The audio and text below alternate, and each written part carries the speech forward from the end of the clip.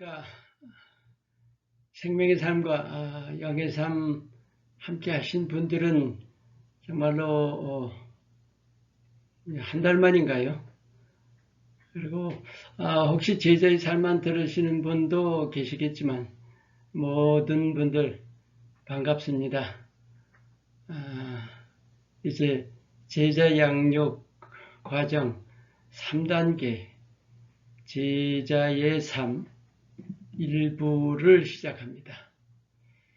먼저 1단계, 2단계와 3단계가 어떻게 다른가를 잠깐 말씀을 다시 드리면 1단계 그 생명의 삶은 우리 믿음의 전반을 돌아보는 것입니다.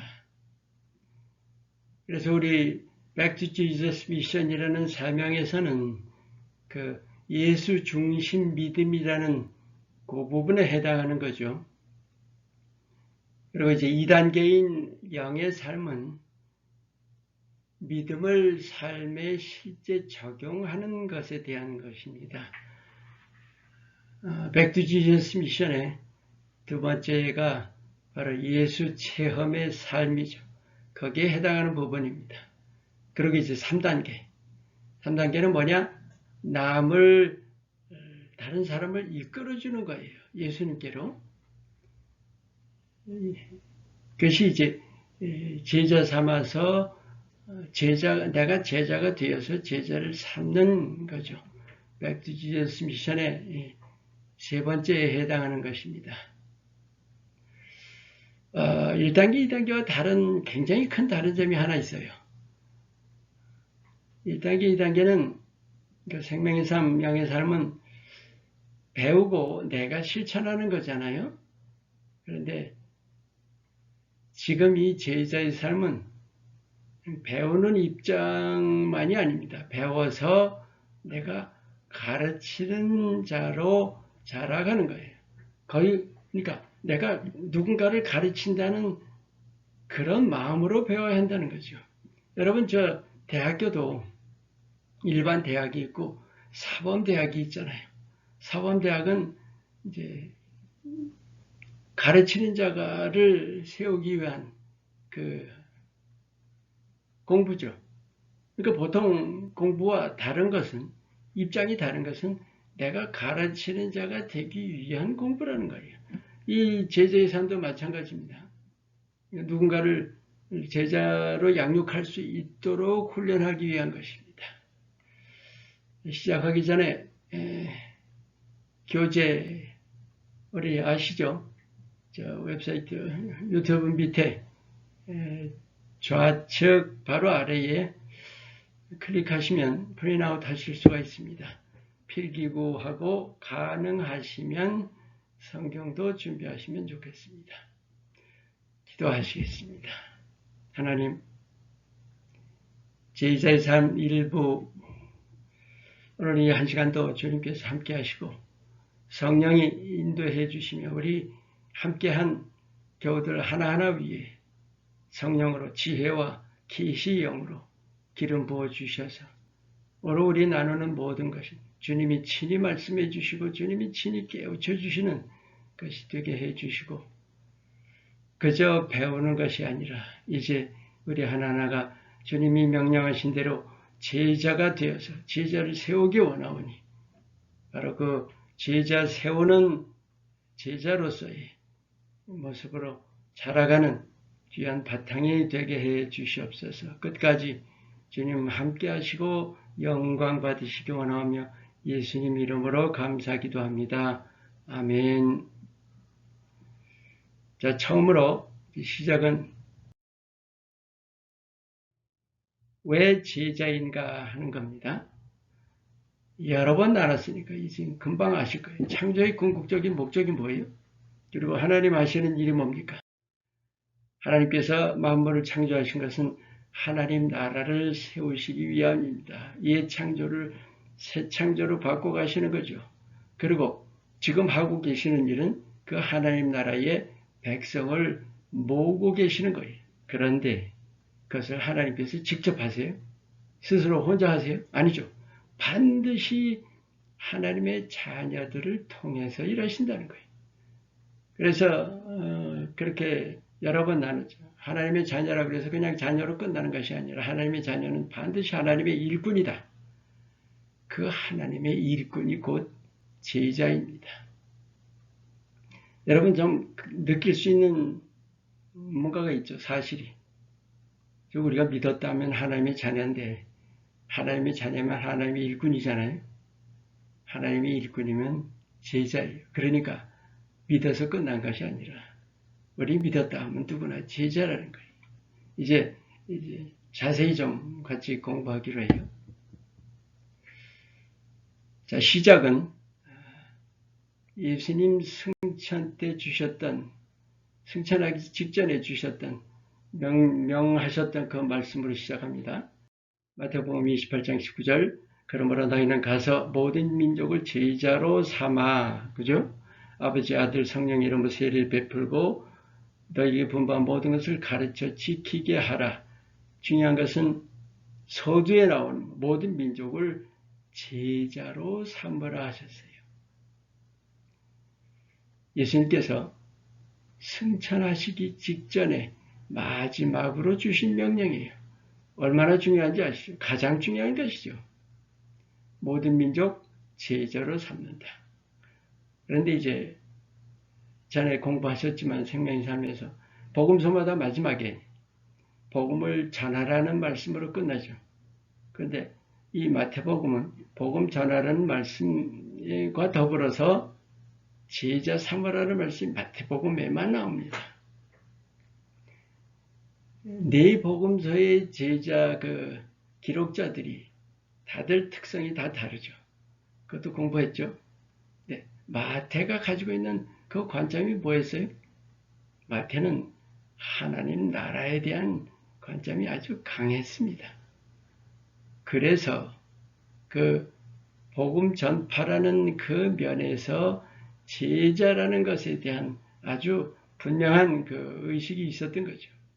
그래서 예수님께서 제자라고 하셨을 때 그것이 마태의 귀에 아주 쏙 들렸던 것이라고 보시면 될 거예요. 모든 민족을 제자로 삼으라. 한 가지 더 주기도문에서 우리가 힌트가 하나 있습니다. 마태복음 6장 10절에 그러니까 하늘에 계시나 우리 아버지여 이름이 거룩히 여김을 받으시오며 그 다음에 이거죠. 나라가 임하시오며 그 다음 뜻이 하늘에서 이루어진 것 같이 땅에서도 이루어지다. 잘 보세요. 하늘에서 뜻이 이루어졌어요. 그런데 그게 땅에서도 이루어져야 하는 거예요. 하늘에서 누가 이루신 거예요? 하나님이 이루신 거죠. 땅에서. 뜻을 땅에서 이루는 것은 누가 할 일일까요? 우리가 할 일이 우리가 하나님의 자녀들이 할 일입니다. 이 두 가지 분명히 예수님께서 우리에게 명하신 남겨주신 아주 가장 중요한 명령입니다. 제자로 삼는 것 마음에 잘 새기세요.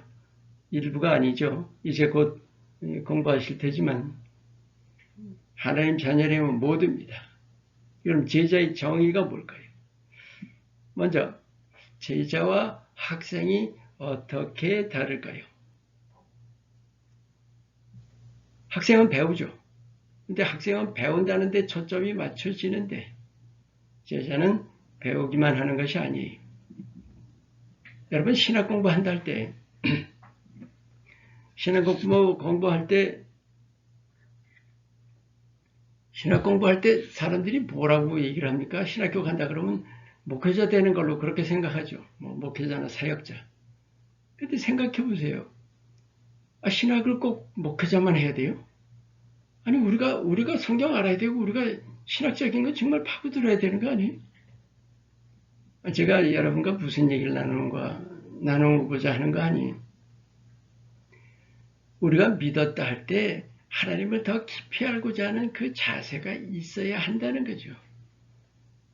학생이라고 그래서 그냥 배우기만 하는 것이 아니라 이제 제자라는 것은 이제 그런 어떤 깊이가 있는 데다가 또 하나는 가르치는 데까지 나가야 한다는 거죠. 자, 봐요. 요한복음. 제자는 배우기만 하는 게 아니라는 것. 자, 요한복음 8장 31절. 그러므로 예수께서 자기를 믿은 유대인들에게 이르시 자기 믿은 유대인들이라고 하셨죠. 너희가 내 말에 거하면 참으로 내 제자가 되고 오늘은 이 성경 구절에 대한 것이 아니라 제자, 여기를 참으로 내 제자가 되고 하는 제자라는 단어만 공부합니다. 일단은 이 제자라는 단어가 헬라어로 마데테스입니다. 이 마데테스의 문자적인 그러니까 사전적인 의미는 배우는 사람이라는 뜻입니다. 즉 가르침을 받는 자예요. 그런데 어디까지나 이 마데테스의 언어적인 그러니까 사전적인 뜻입니다. 실제 성경에서 사용된 뜻으로는 우리가 이 제자라는 것을 이해하기엔 미흡합니다. 근데 구체적으로 예수님께서 어떻게 말씀하셨는가 한번 봐요. 누가복음 14장 27절 누구든지 자기 십자가로 지고 나를 따르지 않는 그러니까 십자가를 지고 나를 따른다 하는 건 두 가지가 있죠. 능히 내 제자가 되지 못하리라. 제자라면 예수를 따르는 자예요. 분명히 따라야 하는 겁니다. 여러분 따른다는 게 뭐예요? 이제 제가 여러분이 여쭤보는 게 아니면 곧 이제 자세히 알게 될 겁니다. 따른다는 것에 대한 어떤 의문이 있을 거예요. 마음에 두셔야 돼요. 굉장히 중요한 거니까.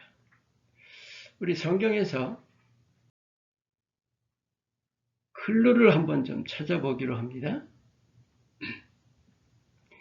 제자라고 하는 단어가 언급된 구절들의 예를 한번 봅니다. 누가복음 19장 37절 이미 감람산 내리막길이 가까이 오심에 제자의 온 무리가 그렇게 자기들이 본 바 모든 능한 일로 인하여 하나님을 찬양했다. 제자의 온 무리라고 그랬죠. 뭘 알 수 있어요? 적은 수가 아니라는 거예요. 소수가 아닙니다. 근데 보세요. 사도행전 6장 7절 하나님 말씀이 점점 왕성하여 예루살렘에 있는 제자의 수가 점점 더 힘이 많아졌다고 되어 있어요. 이 보통 많은 게 아니에요, 지금. 그렇다면 우리가 알고 있는 제자라는 그러니까 우리가 흔히 믿는 사람 정말 수많은 크리스천들이 그렇게 믿고 있어요. 그렇게 알고 있다는 거죠. 제한되게 알고 있는데 일단은 그게 아니라는 거 알 수 있죠. 하나 더 보실래요?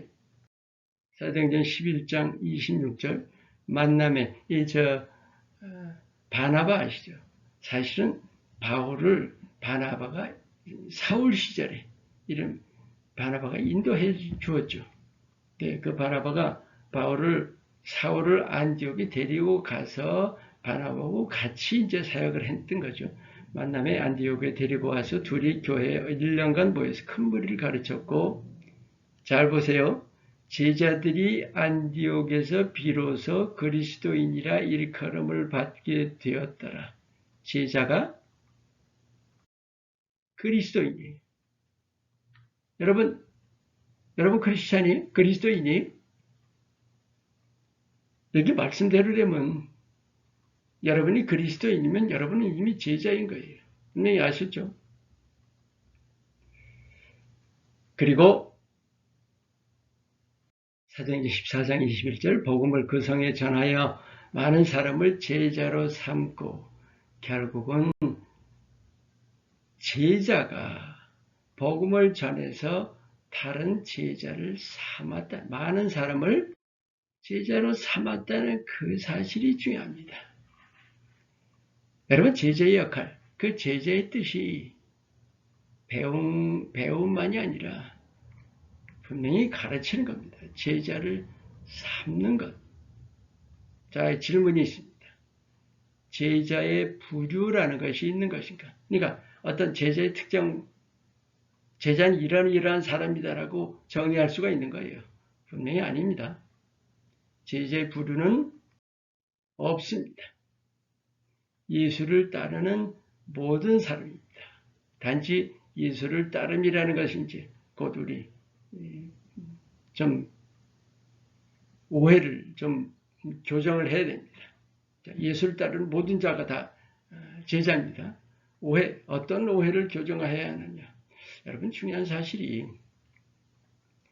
제자의 부류가 따로 있다고 이해를 하는 크리스찬들 보통 많은 것이 아니에요. 그래서 이 사실을 증명하는 것이 상당히 중요합니다. 우리 제자의 삶 공부할 때 이 서론 부분에서 요한복음 14장 6절 예수님께서 내가 곧 길이요 진리요 생명이라는 말씀하셨죠. 이게 무슨 말씀이냐? 나로 맘지 않고는 아버지께로 올 자가 없느니라. 예수님이 길이시라는 거예요. 지금 그러면 우리가 하나님께로 나아간다니 그게 바로 구원인데 하나님께로 나아가려면 예수님이라는 길을 따라가야 되는 거예요. 이 길이라는 말씀이 뭐예요? 결국 예수님을 따르는 겁니다. 예수님은 구원에 있는 길이에요. 그런데 그렇기 때문에 믿음이라는 것과 예수를 따른다는 것은 뭐예요? 따로따로가 아니에요. 별개가 아닌 거예요. 같은 거예요. 이제 오해를 교정해야 되는 이유를 이제 분명히 아셨죠. 우리가 예수님이 길이신데 우리가 예수님을 따라야 구원에 이를 수 있어요. 또 하나 보세요. 요한복음 12장 26절 사람이 나를 섬기려면 나를 따르라. 이제 여기서도 많은 사람들이 이걸 보면 예수를 섬기면 나를 따르라. 안 섬기고 믿을 수 있는 방법이 없을까? 이런 생각부터 하는 거예요. 뒤에 보세요. 나 있는 곳에 나를 섬기는 자도 거기 있으리니 사람이 나를 섬기면 내 아버지께서 그를 귀히 여기시리라. 여기 귀히 여기신다는 건 특별한 뜻으로 얘기하시는 거예요. 아니죠. 우리가 예수님을 섬겨야 우리가 하나님의 자녀가 되는 거예요. 우리가 믿을 때 하나님께서 우리를 자녀 삼아주시는 것, 바로 그 말씀을 하는 거죠. 여러분과 나누고자 하는 포인트는 뭐냐? 예수를 믿는다는 것이 곧 섬기는 것이고, 섬기는 것이 곧 따르는 겁니다. 그렇다면 제자 된다는 것이 뭐예요? 내가 선택하는 것이 아니에요. 내가 제자 되고 안 되고는 내 마음이 아니니까요. 여러분 이 두 가지 사실 정말 이 현대 크리스천에게 외쳐야 합니다. 이게 정말 많이들 정말 이거 모른다는 것보다 다르게 알고 있어요. 아주 그냥 자기는 제자 아니라 이렇게 알고 있는 거예요. 믿어서 다 된 줄로 그렇게 알고 있는 거죠. 자 이제 질문 대답해 보세요. 난 예수 믿긴 하는데 따르는 건 부담입니다. 믿는 거예요? 예수님을 따라야 믿는 거예요. 다른 말로 여러분이 믿는다 하신다면 누구든 나는 믿는다고 고백한다면 이미 제자예요. 그거는 내가 아무리 부인해봐야 소용없어. 나는 그렇게 이해하지 않는. 그건 자기가 그렇게 모르고 있는 거죠. 분명히 성경에서는 반드시 믿으면 제자라고 분명하게 말씀하십니다. 자, 이제 그렇다면 이제 이런 질문이 나와요. 이런 건 있잖아요. 믿자마자 제자 모습 갖추기는 어려운 거 아닙니까? 맞아요. 믿는 자는 제자입니다. 그러나 제자로 자라가야 하는 거예요. 그래서 이제 우리 과거의 생명의 삶, 영의 삶 이렇게 거쳐온 것이죠. 한번 보시게 이제 성경에서 제가 굳이 이런 성경을 좀 들춰내면서 여러분과 좀 이해를 좀 나누고자 하는 겁니다. 로마서 10장 9절에 만약 내가 내 입으로 예수를 주로 시인하며 그를 죽은 자 가운데 사는 네 마음에 믿으면 구원을 받으리라. 예수를 시인한다는 거 있잖아요. 여러분 제가 이걸 특별히 사실은 시인은 믿는 것인데 많은 사람들이 입술로만 시인하고 말하는 경우가 많단 말이에요. 입술로 시인하는 게 뭐예요? 머리의 지식이에요. 또 보세요. 요한복음 3장 3절 사람이 거듭나지 않으면 하나님 나라를 볼 수 없다. 거듭나지 않으면 구원 못 받는 거예요. 그런데 예수를 신앙과 거듭남이 사실은 같은 건데 많은 사람들이 머리로만 믿고 입술로만 신하다 보니까 거듭나지를 못하는 거죠. 사실 로마서 10장 9절에 신한다는 것은 이미 예수님을 영접하는 것과 같은 뜻인데 제가 이렇게 쓴 여기다가 이렇게 여러분과 함께 나누는 이유는 단지 이해를 돕기 위한 것입니다. 많은 사람들이 나는 지금 예수님 신한다. 그거 가지고 믿는다고 생각을 하는 거죠. 입술로만. 그러면서 이제 그런데 우리가 과연 생명의 삶과 영의 삶에서 공부해왔던 거를 과연 제자의 삶이라는 것이 어떻게 우리가 더 자라가야 하는 건가? 요한복음 15장 8절에 너희가 열매를 많이 맺으면 아버지께 영광을 받을 것인데 그럴 때 너희는 내 제자가 되리라. 제자의 정의가 드디어 나옵니다. 열매를 많이 맺는 거예요. 근데 그 열매가 뭘까요? 제자예요. 제자 삼는 거. 내가 제자를 세우는 것이 열매 맺는 거죠. 그럼 이 세 개, 예수를 제가 굳이 구별을 한다면, 신한다는 것과 거듭난다는 것과 열매를 많이 맺는 것이 무엇이 차이 나는 거예요? 어떻게 다른 거예요? 영적으로 성숙한 정도의 차이죠. 예로 어떤 행사가 있을 때 겉에서 구경만 하는 사람이 있어요. 아무 관련이 없는 거죠. 근데 직접 행사에 참석하는 사람이 있고 또 하나가 있어요. 행사에 일꾼으로 일하는 사람이 있단 말이에요. 이해가 되시죠? 믿는 자라면 구경꾼은 절대 아닙니다. 참가자 정도가 아니라 일꾼으로 자라가야 한다는 겁니다. 자, 이제 이 마지막 질문이 아니죠. 믿는 자는 어떻게 되는 거예요? 여기 어떤 말이 들어가야 합니까? 누구나 제자입니다. 이제 분명히 됐죠. 이거를 이제 서로를 마칩니다. 여러분, 사실은 이 믿는 자는 누구나 제자다. 이 결론을 도출하기 위해서 지금까지 온 거예요. 지금 거의 20분 가까이. 자, 이제 본론으로 들어갑니다. 제자가 가져야 할 기본 자세입니다. 따른다는 거. 예수를 따르는 일에 어떤 전제가 있냐. 예수님께서 하신 말씀. 누가복음 9장 23절. 또 무리에게 이르시되 세 가지가 나와요. 아무든지 나를 따라오려거든 첫째가 자기를 부인하고죠. 두 번째, 날마다 제 십자가를 지고 세 번째, 나를 따를 것이라. 여기 제일 먼저 나를 따라오려거든 이 한글로는 그냥 너희들 나를 그러니까 to follow가 아니에요. 그냥 to follow가 아니라 want to follow예요. 그러니까 desire to follow입니다. 따라오기를 원하거든이라는 뜻이에요. 원하는. 그러니까 단어가 두 개인데 한글로는 그냥 하나로 되어 있죠. 무슨 말씀이에요? 그러니까 따라오려거든. 일단은 내가 그냥 억지로 강요에 의해서 이런 것이 아니라 내가 원해야 돼. 내가 스스로 원해야 되는 거예요. 제자는. 그리고 두 번째, 자기를 부인하고 할 때. 여기 자기를 부인하고라는 뜻이 뭔가? 스승은, 그러니까 우리를 이끄시는 분은 바로 내가 아닌 예수님이에요. 무슨 말씀이에요? 어디까지나 나는 따르는 자죠. 나는 제자예요. 내가 앞설 수 없는 거예요. 인도자는 예수님이세요. 내가 나서면 안 되는 거예요. 나는 반드시 예수님 뒤에서 따라가야 되는 거예요. 이게 바로 자기를 부인하고 합니다. 우리 믿음 생활에서 주인 바뀌는 거 있죠. 주인 바뀌는 것도 똑같은 거예요. 우리는 정말 예수님 뒤에 숨겨져 있어야 되는 거예요. 세 번째, 날마다 제 십자가를 지고 날마다 제 십자가 할 때 여러분, 왜 날마다일까요? 그리고 날마다라는 것이 왜 앞에, 날마다 자기를 부인하고 이렇게 안 돼 있고, 뒤쪽에, 날마다 제 십자가를 지고 오라고, 십자가 지는 쪽에 붙어 있을까요? 많은 분들이 십자가를 진다는 것을 고난으로 이해를 합니다. 물론, 그것이 틀린 건 아니에요.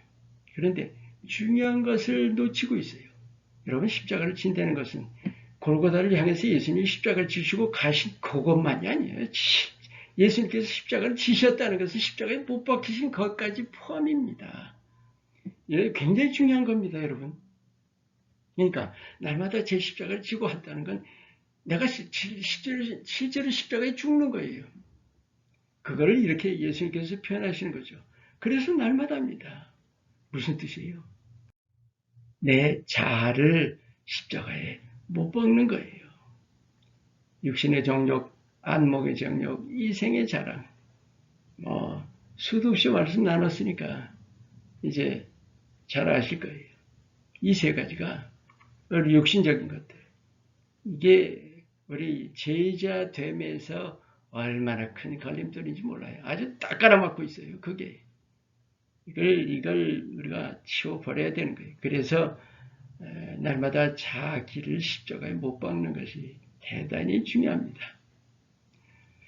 그리고 이제 우리 이제 제자라는 거 이제 기본 자세에서 이제 따른다는 것이 뭔지를 이제 어떤 전제가 있는지를 이해했다면 무엇보다 중요한 것은 자세에서 이제 사명감이죠. 소명의식이라는 거죠. 고린도전서 4장 1절을 보시면 사람이 마땅히 우리를 그리스도의 일꾼이요 하나님의 비밀을 맡은 자로 여기지고 여길지어다. 그냥 지나가기 쉬워요. 이것도. 그런데 이건 명령입니다. 무슨 말씀인지 아세요? 우리를 그리스도의 일꾼으로 분명히 그렇게 여기라는 말씀인데 이 여길지어다가 어떤 뜻이냐면 당당한 선포예요. 지금. 난 그리스도 일꾼이라고 당당히 선포하는 거죠. 이게 반드시 필요합니다. 그것이 제자됨에 있어서의 아주 정말 철저한 거예요. 바로 일꾼의식입니다.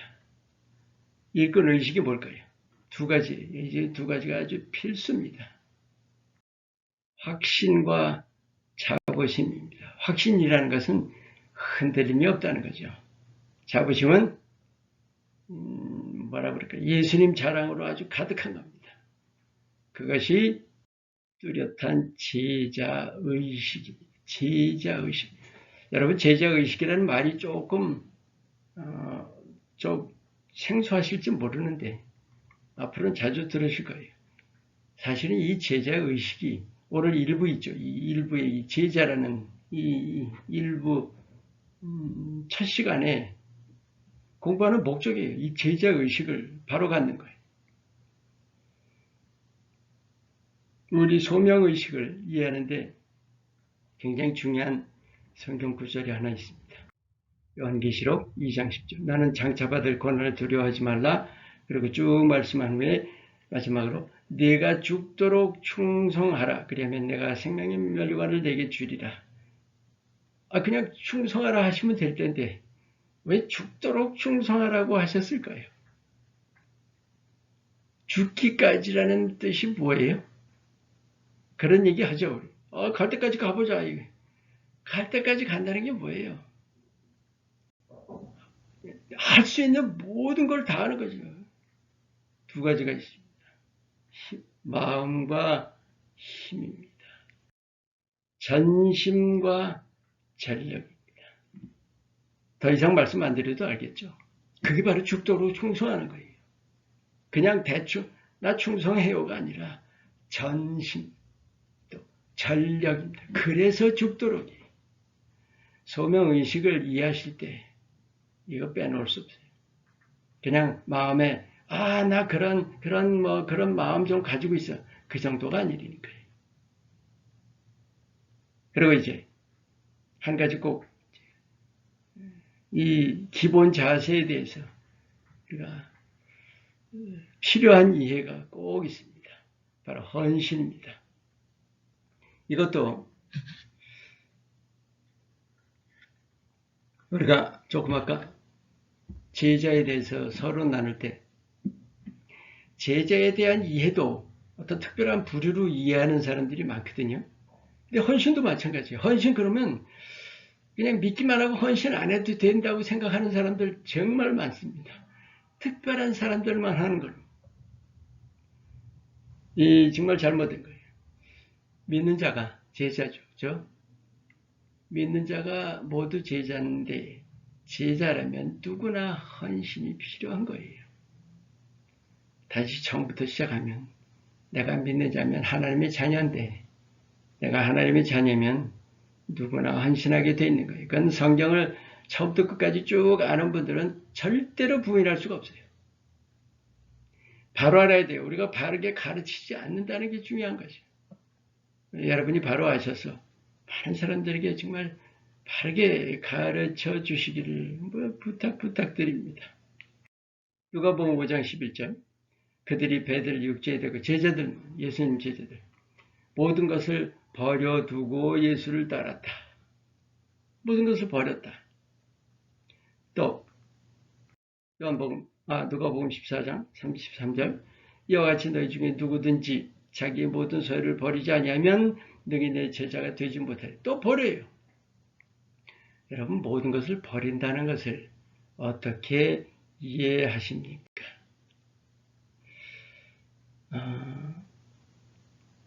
우리가 버린다고 할 때 그냥 모든 것을 포기해야 되고 그렇게 이해하기가 쉬워요.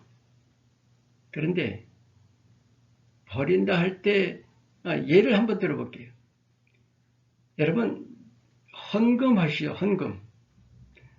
헌금할 때 앞에 헌자가 들어가요. 헌물 할 때도 헌이 들어가죠.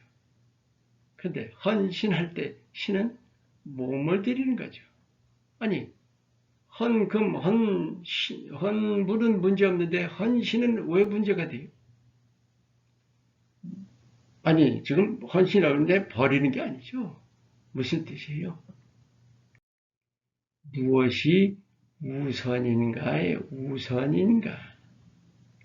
그러니까 실제로 버린다는 그 단어에 집착하지 마시고 하나님께 드린다는 뜻입니다. 내 몸을 드리는 거예요. 여러분, 우리가 몰랐었던 거지. 여러분의 몸이 여러분 거예요. 생각해 보세요. 하나님이 지으시고 하나님이 세상에 보내시고 이미 소유권은 운명은 다 하나님께 있는데 내가 내 거라고 자꾸 착각하는 거예요. 믿는 자마저도 그렇게 생각한다니까요. 또 하나 보조 구절이 또 하나가 있습니다. 빌립보서 3장 7절 그러나 무엇이든지 내게 유익하던 것을 내가 그리스도를 위하여 다 해로 여길 뿐더러 사도 바울의 아주 정말 진심 어린 고백입니다. 유익하던 것을 해로 여긴다. 무슨 뜻이에요? 무엇이 참 가치인가 하는 거죠. 여러분 사람들은 거짓 가치들 그런 거 추구하며 살고 있어요. 참 안타까운 것은 우리 믿는 자들마저도 세상 사람들이 가치라고 추구하면서 따르고 있는 것을 그냥 뭣도 모르고 따라 그게 정말 가치가 있다고 생각하는 거지. 넘어가기 전에 가치가 뭐예요? 아니 가치라고 기준할 수 있는 그 기준이 뭐예요? 바로 생명의 생명, 가치의 생명이 있는 거죠. 그럼 한번 생각해 보세요. 그래요. 하루살이 가치 없잖아요. 왜 그래요? 하루밖에 못 사는데 그거 생명이라는 무슨 얘기인지 아세요? 뭐 쉽게 얘기해서 얼마나 오래 가느냐 아니에요? 아니 그냥 쉽게 이해하기 위해서입니다. 아니 세상에 이 땅 삶하고 영원하고 비교가 돼요. 그래요. 이 땅에서는 아무리 뭐 돈이 중요하고 해도 예수님도 수차례 말씀하셨잖아요. 그 하나님이 네 목숨 그냥 걷어가면 아무것도 아닌데 우리가 바로 깨달아야 돼요. 이 땅과 영혼의 차이는 비교가 아닙니다. 이건 아예 비교가 아닌 거예요. 전혀 다른 거예요. 가치도 마찬가지예요. 그래서 이 무엇이 참 가치인가 할 때 우리가 내 몸이라든지 이 땅 것 가지고 따지는 거는 제자됨에서 벌써 아까 우리 육신의 소욕 말씀 나눈 것처럼 그게 엄청난 장애물이 되고 있는 거죠. 이 기본 자세 마지막에 또 하나의 여러분이 채워놓으실 괄호가 하나 더 있습니다. 헌신이라는 것은 결국 무엇이냐? 여러분 이거 한번 맞춰보실래요? 이 괄호 안에 뭐가 들어갈 것 같아요? 헌신이란 예수님 이거예요. 이거. 예수님만을 따르는 것이 헌신입니다. 여러분 우리가 추구하는 정말 많은 것들이 있죠. 근데 그 추구하는 어떤 것보다 나는 정말 예수님만을 따릅니다. 그게 헌신입니다. 나는 예수님만을 소중히 여깁니다. 가장 귀히 여깁니다. 그것이 헌신입니다. 자, 우리 다음 페이지입니다. 이제는 우리 제자가 가질 자세를 다 했다면, 자세에 대해서 우리가 공부했다면, 이제는 제자가 갖춰야 할 것들입니다. 요건들이죠. 구비 요건입니다. 여러분, 구비 요건에 제일 먼저 감동이 나오는 게 조금, 여러분 이렇게 보시기에 좀 이상하지 않으세요? 사실은 무엇보다도 중요합니다. 감동이. 사람들은 이걸 별로 생각 안 해요.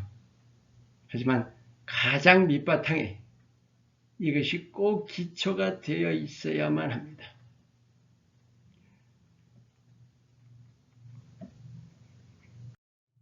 갈라디아서 6장 14절 말씀. 그러나 내게는 우리 주 예수 그리스도의 십자가 외에 결코 자랑할 것이 없으니. 잘 보세요. 예수님의 십자가만 자랑한다. 그거 외에는 자랑할 것이 없다. 여러분 자랑할 것들 많죠. 근데 자랑할 것들 많은 중에서 그 중에서 십자가가 제일 자랑스럽다라고 이렇게 얘기 안 했어요. 난 자랑할 거 아무것도 없다. 아무것도 없다. 오직 하나뿐이라면 무슨 뜻이에요? 정말 제가 여러분에게 이 질문 드리는 이유는 감동을 설명드리고자 하는 거예요. 나 정말 십자가밖에 없다. 내 자랑할게. 얼마나 십자가가 마음에 크게 자리 잡고 있는가요? 그 십자가가 마음에 크게 자리 잡고 있다는 건 다른 말. 감동이에요, 감동. 십자가 생각만 하면 그냥 그러니까 마음을 온통 십자가가 점령하고 있는 거예요. 내 마음을. 사도 바울의 고백이죠. 십자가만을 자랑한다. 감동이 살아있는 겁니다. 늘 살아있는 겁니다. 그런데 여러분 감동이 살아있다는 게 결국 중요한 걸 여러분과 좀 나누는데 예를 들어서 말 한마디에 천냥빛을 갚는다는 거 있죠. 그 말 한마디가 뭐에 대한 거예요? 말에 대한 거예요? 아니죠. 그 말 한마디에 그 채권자가 지금 감동했다는 거죠. 감동에 대한 거예요. 말이 아니에요. 말을 얼마나 잘하냐. 물론 그 뜻도 있지만 그러니까 그 사람 마음을 감동시킬 수 있는 말 한마디를 얘기하는 거죠. 감동에 대한 겁니다. 그런데 그 감동이 그 채권자의 마음을 감동시키면 엄청난 능력이 된다는 거예요. 능력. 천냥빛, 괜찮아. 그냥 다 없던 걸로 해. 얼마나 큰 힘이에요. 그 감동이 바로 우리의 영역의 근원인 거예요. 우리가 보통 그런 체력, 그런 거 말고, 체력, 금력, 세상에서 얘기하는 모든 힘 말고, 영역, 믿음의 힘, 그 근원은 바로 이 감동이 있다는 거예요. 자, 이 감동의 바탕 위에 이제 여러분이 생각하시는 구비 여건. 중요한 두 가지가 있습니다. 하나는 예수님을 향한 열정이고 또 하나는 이웃을 향한 열정이에요. 예수님을 향해서는 열정이라고 표현을 했고 이웃을 향해서는 사랑이라고 표현을 합니다. 계시록 3장 15절 내가 네 행위를 아노니 내가 차지도 아니하고 뜨겁지도 아니하도다. 내가 차든지 뜨겁든지 하기를 원하노라. 여기 지금 차다와 뜨겁다가 있죠. 공통점이 뭐예요? 차다, 뜨겁다, 공통점. 열정이에요. 찬 게 어떻게 열정입니까? 사도 바울 보세요. 얼마나 얼마나 열정적이었어요. 그러니까 예수 안 믿을 때도. 예수 안 믿을 때가 아니라 정말 핍박할 때. 정말로 열정적이었죠. 그런데 그 열정이 뜨거운 열정이었어요. 차가운 거죠. 그럼 뭘 보고 알 수 있어요? 위하는 대상입니다. 누굴 위하는가 하는 거예요.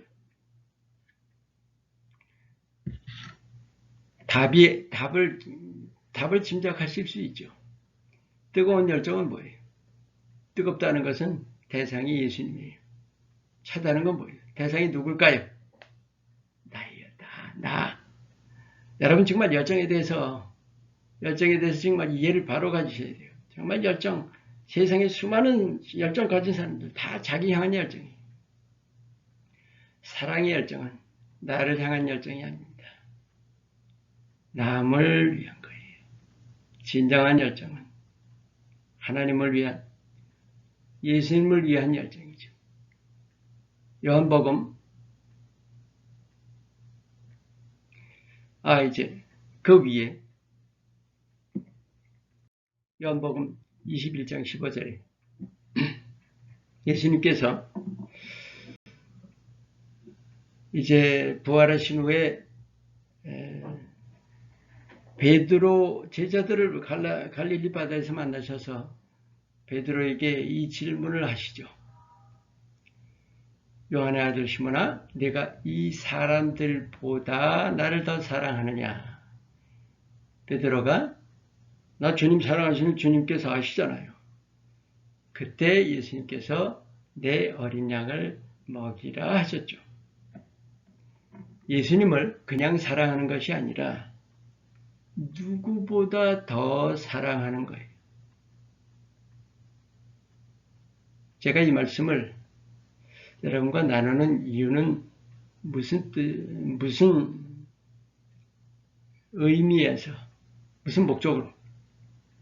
바로 예수님께서 내 어린 양을 먹이라 하신 그 마지막 분부 있죠. 가장 중요한 거예요. 이 명령 하시면서 이런 거 저런 거 조건 다 한 것이고 한 가지 조건만 내가셨어요. 너 이 사람들보다 나를 더 사랑해? 예수님을 따르는 유일한 조건. 다른 거 없어요. 다른 거. 예수님은 이것만 바라셨다는 거예요. 바라신 게 아니에요. 이것만 필요하다고 말씀하신 거죠. 그것만이면 된다고 예수님께서 확인해 주신 거예요. 분명히 알아두세요. 그러니까 예수님을 향한 열정은 곧바로 다른 말로 예수님을 내가 누구보다 더 사랑하는 거예요. 누구보다 더 사랑하는 것. 어렵지 않죠? 분명히 이해하셨죠? 자, 주님을 향한 열정과 더불어서 우리가 예수님을 향한 열정 가지고 이제는 이웃을 향해 가야 하는데 이웃을 향한 마음은 열정이기보다는 우리식으로 이해할 때는 사랑이 더 맞는 표현이겠죠. 고린도전서 16장 14절 너희 모든 일을 사랑으로 행하라. 사랑으로 행한다. 그냥 지나가기 쉽지만 여러분 모든 일을 사랑으로 행한다는 게 무슨 뜻이야? 한번 대답해 보세요. 여러분이 무슨 일을 해요?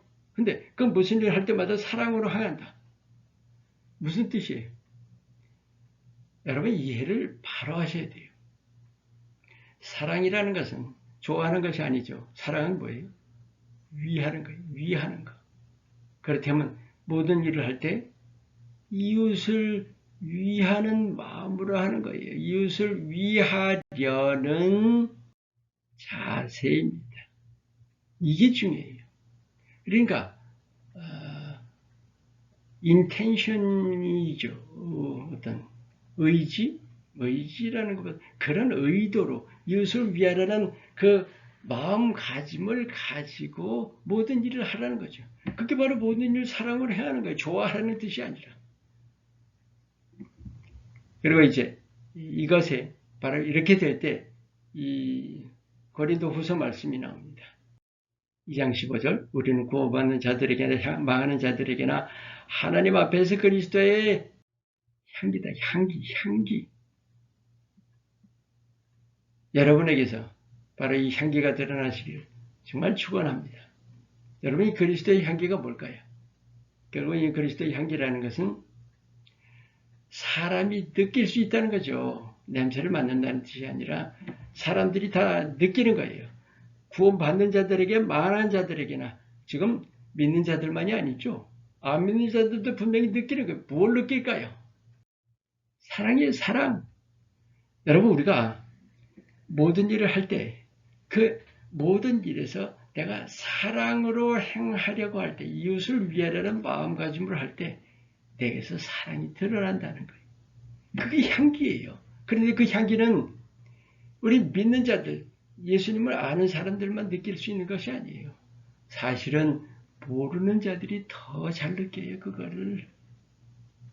그래서 그것이 말이 아닌 전도라는 거죠. 사람에게 그 하나님의 사랑이 드러나 보인다는 겁니다. 자, 한 가지 이제 필수 요건에서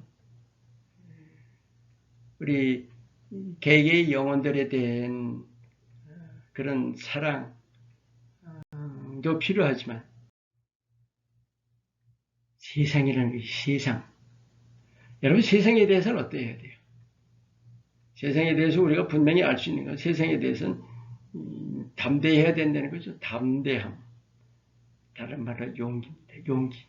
우리가 제자가 되기 위해서 필요한 게 용기예요. 그러니까 아까 우리 어떤 기본 자세에 이 담대함이 안 들어가 있고 지금 이쪽으로는 구비 여건에 담대함이 들어와 있는 것은 왜냐? 담대함에는 용기이기 때문에 이건 자세이기보다 용기예요. 용기. 로마서 1장 16절 내가 복음을 부끄러워하지 아니하노니 이 복음은 모든 자에게 구원을 주신 하나님의 능력이 됩니다. 그래서 내가 부끄러워하지 않는다. 여러분 복음을 부끄러워하지 않는다. 복음을 부끄러워하지 않는다는 뜻을 풀어서 말하면 예수를 당당하게 내가 알리는 거예요. 증거하고 선포하고 제시하고 거리낌이 없는 거예요. 여러분 용기는 믿음에 비례합니다. 아시죠? 그래서 반드시 예수님 체험의 삶이 전제라는 것보다 여러분 예수님 체험이 없이는 용기 가지기 정말 어려워요. 그래서 우리 1단계, 2단계 예수 체험, 2단계에서 예수 체험의 삶이 그렇게 중요합니다. 제자 되기 위해서는 1단계 믿음 전반적으로 우리가 바로 세우는 거 반드시 필요하고요. 그 다음에 예수 체험의 삶을 반드시 거쳐서 우리 제자 단계로 넘어와야 하는 겁니다. 당당하고 용기입니다. 용기. 요한복음 16장 33절 이것을 너희에게 이르는 것은 너희로 내 안에서 평안을 누리게 하려 함이라. 그리고 하신 말씀이 세상에서는 너희가 환난을 당하나 담대하라. 내가 세상을 이겼노라.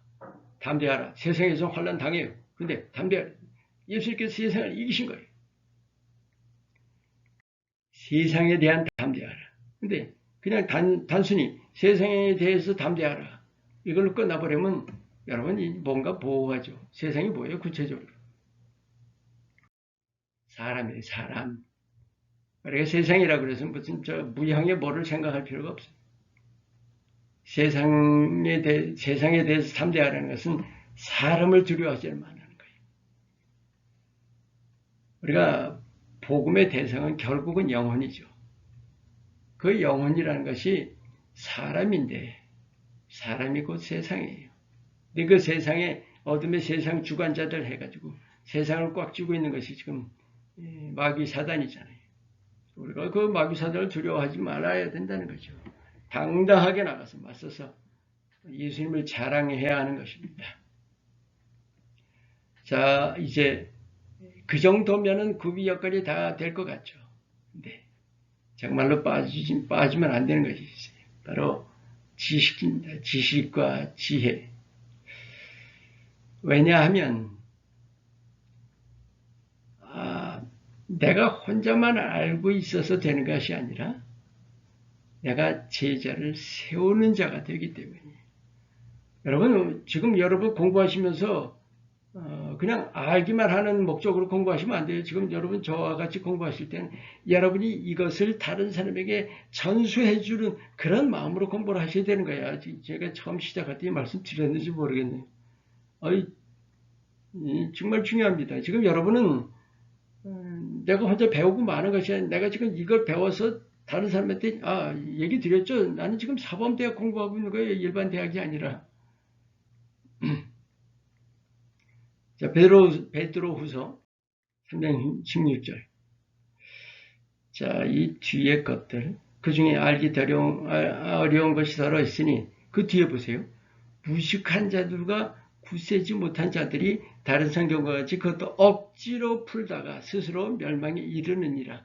억지로 풀다가 뭐예요? 결국은 자기 생각대로 풀었다는 거죠. 그러니까 제대로 풀지 않은 거예요. 영적으로 풀지 않고 억지로 풀다가 멸망에 이르렀다. 성경에 대해서 우리가 지식을 가질 때 영적인 지식이죠. 성경에 대해서 이렇게 전체적인 전반적인 지식을 가져야 돼. 부분적인 지식 가지고는 안 돼요. 왜냐? 우리가 전체적인 지식을 가지고 있어야 하는 이유는 우리 하나하나가 제자 양육을 할 사람들이기 때문에 그 양육하는 데에는 우리가 제대로 알고 있어야 돼요. 여러분 가르치는 선생이 지식이 부족하다면 제대로 못 가르칩니다. 질문하는데 예를 들어서 질문하는데 만약에 자기가 모른다 봐요. 여러분이 선생님을 가르치는 교사라면 여러분 어떨 것 같아요? 저 같으면 머리 굴리면서 제 생각대로 막 잘못 아는 거 가지고 제 나름대로 막 대답을 할 것 같아요. 사실은 모른다가 정확하죠. 모른다가. 이 말씀을 왜 드리느냐? 질문해봐요. 부분적인 성경 지식이 왜 위험할까요? 바로 이거예요. 잘못 가르칠 가능성이 있다는 거예요. 수많은 이단들이 다 이것 때문에 생겼어요. 몇 번 나눴죠? 여러분 한 번 더 맘만 먹으면 얼마든지 종교 하나 만들 수 있어요. 성경 가지고. 성경 전체를 가지고가 아니라 성경에서 마음에 드는 구절 몇 개만 몇십 개만 뽑아가지고 얼마든지 교단 하나 만들 수 있어요. 이단들이 다 그렇게 돼 있죠. 내가 성경을 100% 완전히 100%가 아니라 전체적인 지식을 가지고 있잖아요.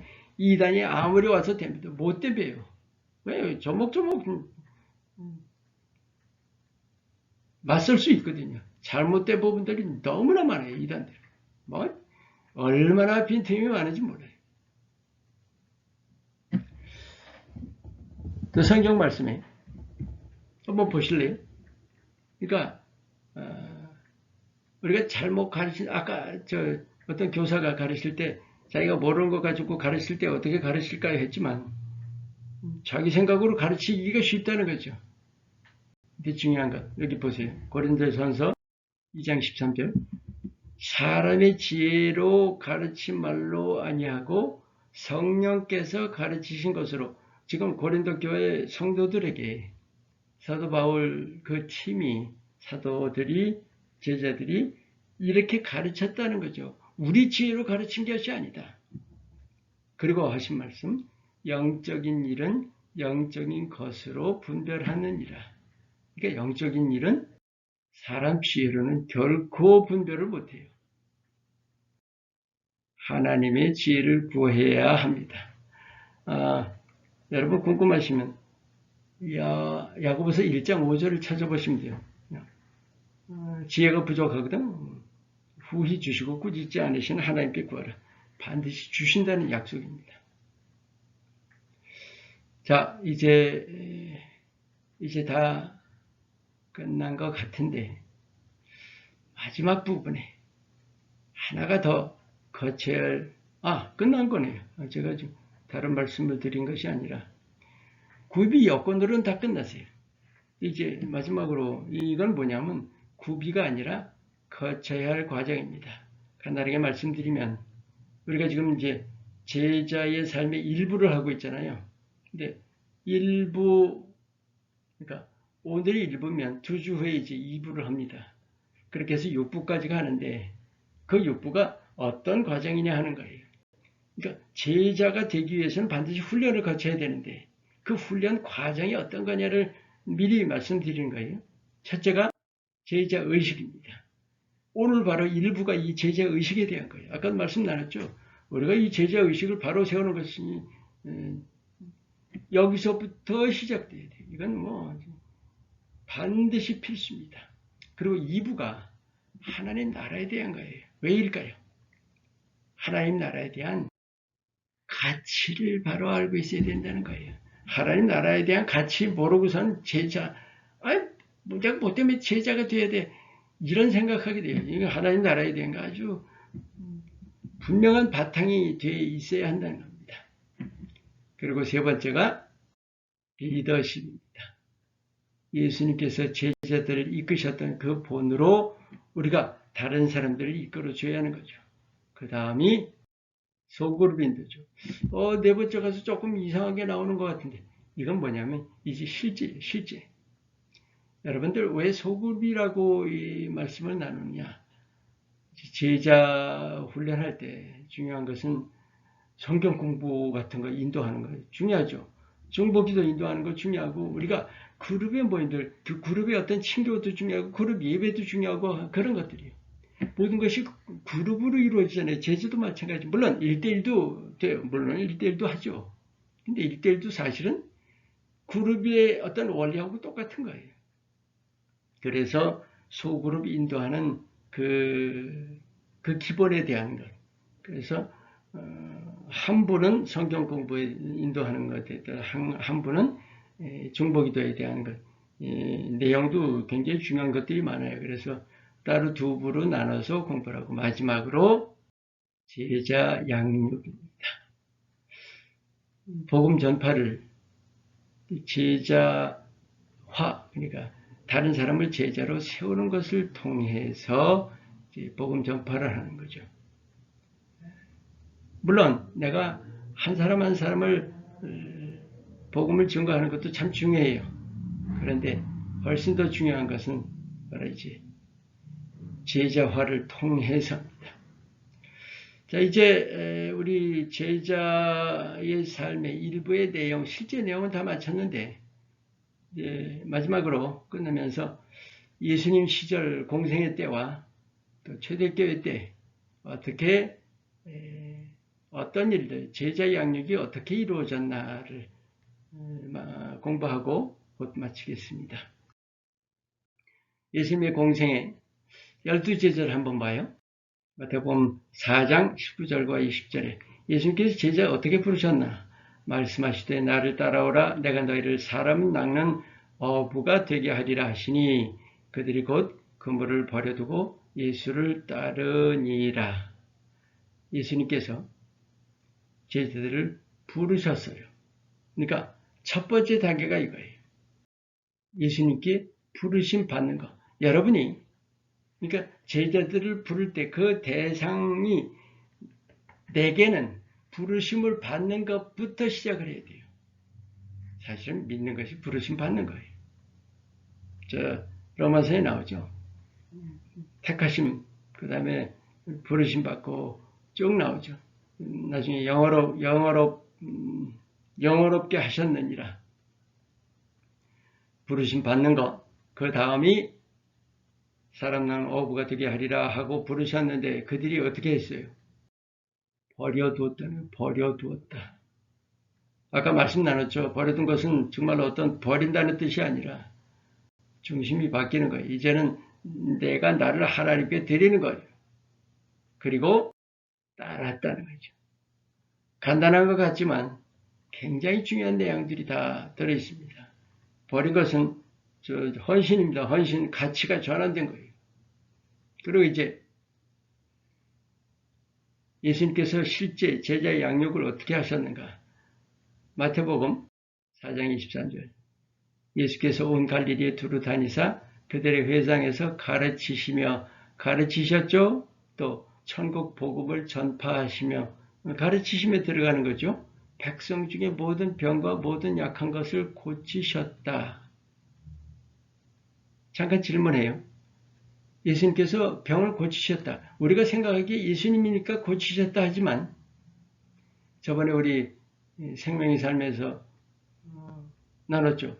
왜 예수님이 사단의 시험을 받으러 광야로 가셨어야 돼요? 예수님이 꼭 그걸 받으셔야 돼요? 뭐 때문에 받으신 거예요? 우리에게 보여주신 거죠. 이렇게 시험을 이기라고 보여주셨던 거죠. 그것도 마찬가지예요.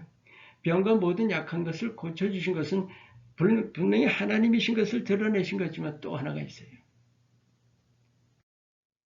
본을 보이신 거예요. 본을 보이신 거. 무엇을 보고 알아요? 그 다음 봐요. 누가복음 9장 1절 2절.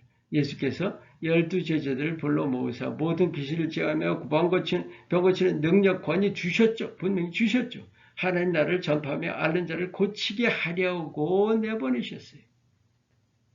조금 아까 말씀 나누고 예수님께서 병 고치시고 귀신 쫓아내시고 하는 것은 제자들로 하여금 그 일을 하게 하시려 했던 거예요. 결국 예수님께서 이 누가복음에서 우리가 알 수 있는 것은 제자들을 본을 보이시고 나서 꼭 이것을 하셨어요. 훈련시키셨다는 게 실제 너희들 그렇게 해봐 했던 거예요. 그동안 봐왔지. 내가 했던 거 쭉 봤지. 가서 너희들도 그렇게 해라. 그렇게 하셨던 거죠. 그리고 요한복음 20장 21절 예수께서 너에게 평강이 있을지어다 아버지께서 나를 보내신 것 같이 나도 너희를 보내노라. 이 말씀은 부활하신 후에 마가의 다락방에 제자들이 모여 있을 때 마가의 다락 제자들이 두려워서 떨고 모여 있을 때죠. 그때 주님이 부활하신 후에 첫 번째 제자들에게 나타나셔서 하신 말씀이에요. 이제 너희들 하나님이 나를 보내신 것 같이 나도 너희를 보낸다. 이제 뭐예요? 파송하신 파송. 이 세 가지. 본을 보이시고 훈련시키시고 파송하셨다. 제가 이걸 왜 나누는 건지 아시죠? 여러분이 이걸 하시는 거예요. 제가 여러분께 이걸 하도록 전하는 거예요. 지금 가르치기만 해서는 안 돼요. 본을 보이셔야 돼요. 저희 교회 목사로서 저도 교우들한테 본을 보여야 되고 교우들을 이렇게 훈련시켜야 되는 거예요. 그리고 결국은 파송을 해야 되는 거죠.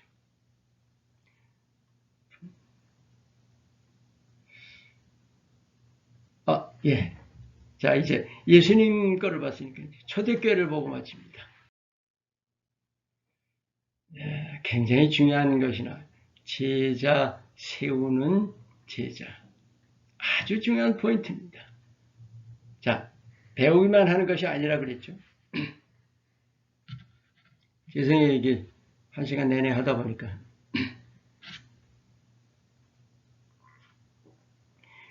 자, 배우기만 하는 것이 아닙니다. 그러면 가르치는 거냐? 또 가르치기만 하는 것도 아니에요.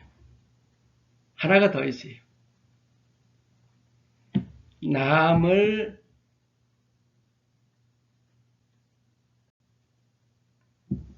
그러니까 가르치는 자를 세우는 데까지 나가는 거죠. 디모데후서 2장 1절 2절 말씀 봐요. 내 아들아 그러므로 나는 잘 보세요. 그리스도 예수 안에 있는 은혜 가운데서 강하고 또 내가 많은 증인 앞에서 내게 들은 바를 충성된 사람들에게 부탁하라. 이게 중요해요. 그들이 또 다른 사람들을 가르칠 수 있으리라. 지금 사도 바울은 디모데를 제자로 세웠죠. 바울이 디모데를 제자로 세웠어요. 근데 그걸로 끝난 게 아니에요. 디모데를 통해서 또 다른 제자를 세운 거예요. 이게 바로 제자 세우는 제자예요. 디모데는 제자를 세우는 제자였어요. 그리고 디모데를 통해서 또 다른 제자를 세웠을 때 그 또 다른 제자도 제자를 세우는 제자예요. 여러분, 우리가 1대1로 전도하잖아요. 그럼 우리가 영혼이 늘어날 때 그걸 산술급수적 이런 표현 하나요? 그렇게 늘어난다 그러죠.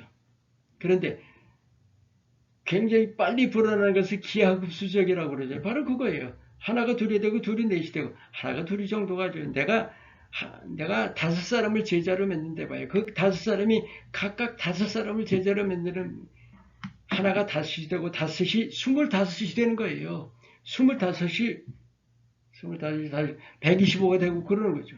벌써 2단계, 3단계 넘어가면 100대로 넘어가게 되는 거잖아요. 1대1이 되면 3단계 넘어가도 3명, 4명밖에 안 되는 건데. 큰 차이죠. 이것이 초대교회의 폭발적인 복음의 그 전도가, 그러니까 하나님 나라가 전파됐던 아주 근간이었습니다. 그 다음 중요한 것, 내가 그렇게 제자 세우는 제자를 세우기 위해서는 어떻게 해야 하는 것인가? 고린도전서 11장 1절. 내가 그리스도를 본받는 자 된 것 같이 너희는 나를 본받는 자가 되라. 나를 본받는 자가 되라. 무슨 뜻이에요? 내가 스스로 본이 되어야 하고 또 본만 되는 것이 아니라 남의 본이 끊임없이 되기 위해서는 자기 성찰이 끊임없이 내가 나를 스스로 돌아봐야 돼. 여러분 성경 전체를 통해서 여러 가지 어떤 명령들이 있는데 뭐 두려워하지 말라 뭐 여러 가지가 있겠지만 그런데 제가 생각하기에 저는 글쎄요 뭐 워낙 자유라는 걸 중요하게 생각하는 매이지 말라는 걸 굉장히 중요하게 생각하는데 성경 근간에 흐르고 있는 아주 중요한 주제가 뭔지 아세요? 새로워지랍니다. 새로워지라. 왜 그럴까요? 예창조, 하나님께서 하시는 하나님 나라인데 예창조에서 새 창조를 바꿔가신 거죠. 우리도 지금 날마다 새롭게 하시는 것이고 새로워지라가 중요해요. 우리가 제자가 될 때 내가 남을 제자로 세울 때 내가 남에게 본이 되는 것이 중요하지만 그러기 위해서 우리는 끊임없이 내가 새로워져 가기 위해 힘써야 되는 거예요. 스스로를 돌아보면서 그게 바로 끊임없는 자기 성찰입니다. 사도행전 6장 3절 형제들아 너희 가운데서 이 스데반이 순교한 이후에 이제 사람들이 이제 죄송합니다. 스데반이 아니라 이제 사람들이 막 제자들이 많아지기 시작하면서 과부들이 뭔가 구제가 잘 안 될 때 제자들이 이렇게 선포를 하죠. 형제들아 너희 가운데 성령 지혜 충만한 칭찬받는 일곱 집사를 택했죠. 그리고 우리가 이 일을 그들에게 맡기고 그제까지 구제 사역 그런 것들을 자기네들이 맡아서 했는데 다 맡겼다는 거죠. 이때부터 무엇을 깨달을 수 있게 되느냐. 그들이 남에게 이렇게 넘겨주기 시작했다는 거예요. 사역들을. 내가 해야 된다는 생각을 안 하고 이제 그것을 맡겼다는 거죠. 그게 중요해요. 그게 아주 굉장히 중요한 본이 되는 거예요. 바로 이 부분에서 사역을 맡겨줬다. 근데 그때 필요한 것이 뭘까요? 이거예요. 이거. 제자들에 대한 전적인 신뢰입니다. 그래서 이제 결국은 마지막으로 어떤 결과가 있었을까요? 하나님 나라가 아주 정말 급속하게 확장돼 나갔던 겁니다. 사도행전 18장 23절 얼마 있다가 떠나 갈라디아와 보르기아 땅을 차례로 다니며 모든 제자를 굳건하게 하니라. 제자들을 굳건하게 했다. 여러분 이제 마치는데 이 초대교회 때 하나님 나라가 굉장히 빠른 속도로 확장돼 나갔는데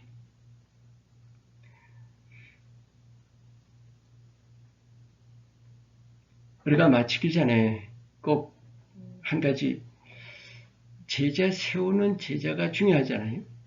그래서 그것을 위해서 맡기는 것이 중요하다.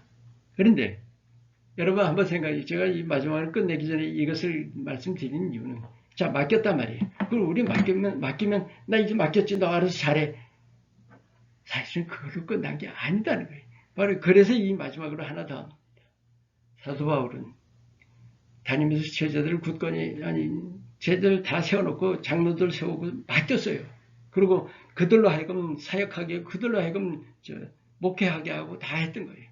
그런데 실제로 자기는 전도 여행을 다니면서 때마다 다니면서 다시 한번 굳건하게 해주고 격려해주고 세워주고 힘이 되어주고 했던 거예요. 이것이 필요한 거예요. 그것이 바로 이제 제자가 하는 일에 마지막으로 우리가 도장을 꽝 찍어야 되는 부분이라고 믿습니다. 자, 끝내기 전에 이것을 여러분에게 좀 말씀 나누기 12제자로 시작됐죠. 그런데 초대교회 제자들로 넘어갔어요. 그러니까 12제자에서 수많은 정말 힘이 수많은 제자들로 확장돼 나갔는데 스데반이 순교함으로 인해서 그때서야 이스라엘 유대 밖으로 다른 나라로 퍼져가게 됐던 것이 핍박을 피해서. 그런데 그때 엄청나게 많이 퍼져가게 됐던 것이죠. 그것이 모든 민족에게로 번져갔어요. 마지막에 뭐예요? 그 다음에 요거 하나만 채워놓으세요. 바로 여러분이 이 사실 꼭 알아두세요. 여러분이 지금 믿는다는 것은 바로 12제자로부터 시작된 일이 여러분에게 지금 이 제자화를 통해서 제자 양육을 통해서 여러분까지 이르는 거예요. 그럼 어떻게 해야 됩니까? 여러분은 제자입니다. 누구도 분해할 수 없어요. 이제 제자로 내가 제자로 어떻게 해야 되는지를 의식을 분명히 세우고 이제 제자로서의 삶을 살기를 결단하시기 바랍니다. 이제 다음 주에 하나님 나라로부터 2부를 시작하겠습니다. 그때 다시 뵙겠습니다. 오늘 수고하셨어요. 감사합니다. 그때까지 평안하세요.